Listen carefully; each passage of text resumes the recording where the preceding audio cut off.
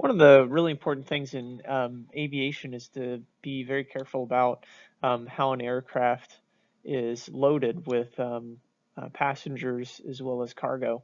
And so the idea of center of mass, where if you had the equal amount of mass on both sides of the center point, um, it's really important to understand. And so what a center of mass means is, let's say you've got a block of wood and you wanted to balance it at its center of mass.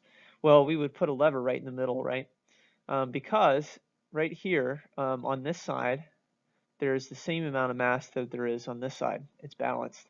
Let's say though, someone was sitting on this side, right? And we had some mass.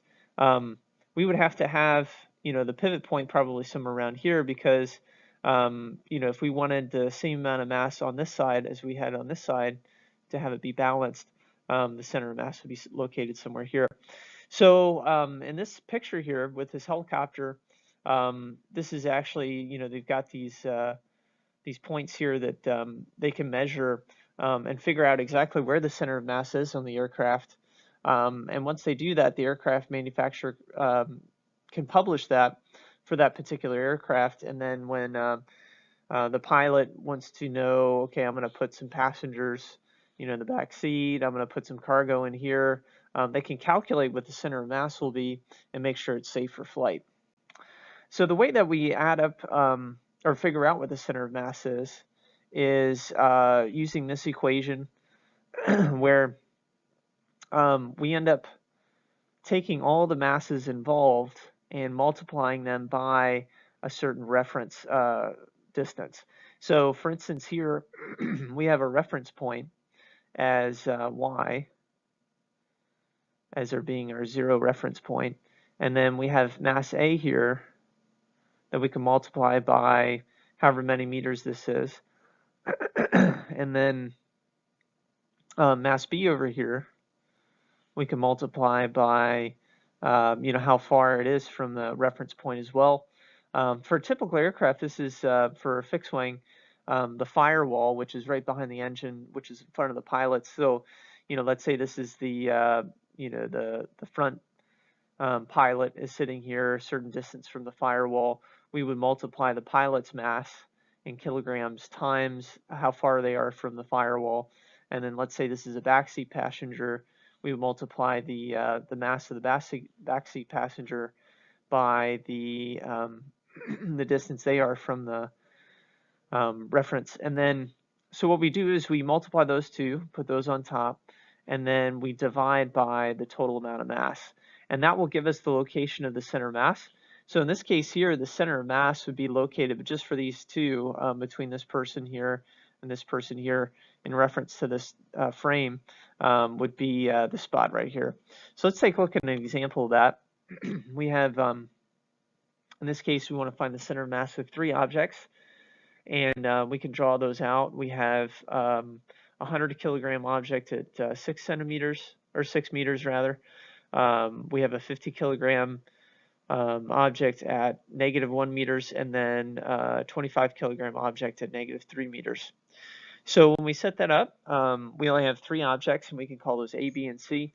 We would multiply the mass of A times how far it is from the reference, mass of B times the far from the reference, C times the reference, and then all divided by the masses added up. So when we do that, and we have to be careful with the signs here, 25 times -3 plus 50 times -1 plus 100 times 6. We can add those up and divide by the total mass, and we end up getting a center of mass of 2.714. So in other words, this is where we could say this is an equal amount of mass on the right side as there is on the left in terms of the balance. And so yeah, that's our center of mass point there. Okay, so what I'm going to have you do in this one is I'm going to have you work this one out. We have an airplane that has 45 kilograms of baggage located at -3 meters, 155 kilogram of baggage located at -6.5 meters. What's the center of mass of those items? So go ahead and draw out you know, the zero reference, draw out where these are located, and then go ahead and calculate what the center of mass is for those objects. And then when you're ready to, yeah, check your answer, you can hit play. So go ahead and hit pause, and then when you're ready to check, hit play to check your work. Okay, so you should have had your reference of 0 over here, and then we've got the -3 meters and the -6.5 meter locations, and we just have those two objects. We can multiply those out, both negatives there, so the center of mass for these two would be at -5.7125 meters. So if we look at you know, a couple examples here, this is a two pictures of an aircraft. In this case here, where it says CG center line, you can see this dashed line going right through the middle. That means that there's an equal amount of mass above this line and below this line. And this can actually be a really important thing, because if you have too much mass above this line, as the airplane is producing thrust, it's going to act about that. And that could be, potentially difficult for the pilot to control the airplane. With the low-wing aircraft here, you can see how it's balanced about right through the center as well. And so that's a consideration as an aircraft manufacturer is looking at, how they want to set up the mass.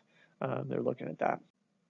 Another thing that we look at as we look at center of mass is what happens when an object is in, is going in a free fall. So let's say, we have a soccer ball here that's kicked, it's going in the air, and it flies, right? This soccer ball, could be spinning, and as it's going through the air, even as it's spinning, the center of mass of this ball will be at the location here. But what if you took, an object that's not even, let's say you have a hammer, and, a hammer above, and you threw this hammer into the air, and let's say it's flipping around. Turns out that the center of mass, let's say the center of mass is here, the center of mass is going to be following this trajectory the whole way, even though, the hammer could look like this at this point, and then the hammer could look like this at this point, and then the hammer could look like, this at this point, or whatever. The center of mass of it will stay along that trajectory line the whole time. And so you can see that here with the diver. That the center of mass of the diver, in the first example here, she just jumps and straight into the air.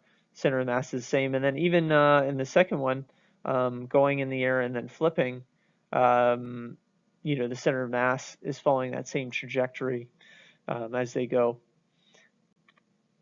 And so the general motion of an object can be considered as the sum of the translational motion plus the rotation of vibrational other forms of motion about the center of mass. In this case here, this is a wrench that's just being sent, along a straight line that's spinning. This could be, like on ice or something. You're spinning the wrench, and as it goes along, you can see that translational from left to right, that motion is staying constant, but it's actually spinning around that axis there.